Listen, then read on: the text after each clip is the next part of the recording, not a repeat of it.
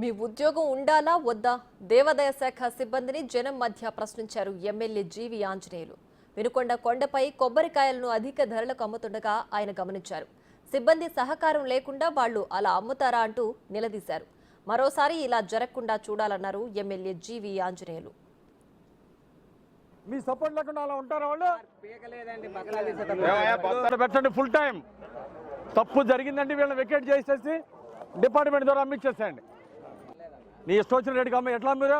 ఎవరు ఇచ్చారు నీకు అనుమతి? ఇట్లా నీకు పర్మిషన్ చెప్పు సార్. కొబ్బరికాయలు నేను చెప్పేది నీకు ఎంత అమ్ముకోవడానికి పర్మిషన్ ఇచ్చారు చెప్పు. కరెక్టే సార్. ఇప్పుడు వాళ్ళు చెప్పి అడిగిన దానికి సమాధానం చెప్పు.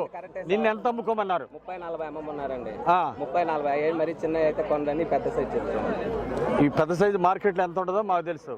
అవును సార్, మీరు పబ్లిక్ ఆక్షన్లో పక్కాగా పోయినసారి 2,60,000 ఉందన్న, మనం తగ్గించి పెట్టాం. 1,15,000 మనకు వచ్చింది. దానికి కూడా సిద్ధపడే 30-40 మీకు ముందే రేట్ ఫిక్స్ చేసి మీరు టెండర్ పిలవమని చెప్పా.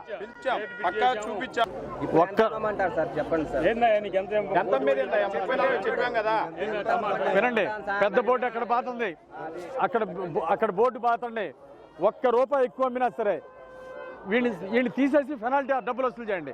వేరే ఇదే స్టాక్ హ్యాండ్ ఓవర్ చేసుకొని మీ స్టీమ్ చేత పంపించేసేయండి, బయటికి పంపించండి. చెప్పినటువంటిది నీకు పబ్లిక్ కలెక్టర్ గారు చెప్పారు. ఇక్కడ దోచుకోవడానికి కుదరదు. ఇది వైఎస్ఆర్ పార్టీ గవర్నమెంట్ అనుకున్నారా దోచుకోవడానికి? రెండోసారి ఎలా చేయకండి. ఎక్కడ పెట్టారు బోర్డు? ఎక్కడ పెట్టారు? పీకేసి ఉంటారు ఈ టైం.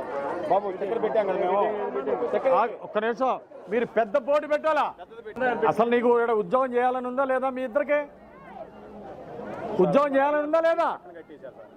పెట్టాం మేము పొద్దున. అంటే వాళ్ళకి ఎంత ధైర్యం ఉంటే మీ సపోర్ట్ లేకుండా అలా ఉంటారా వాళ్ళు? పెట్టండి ఫుల్ టైం. తప్పు జరిగిందండి, వీళ్ళని వెకేట్ చేసేసి డిపార్ట్మెంట్ ద్వారా అమ్మించేసేయండి.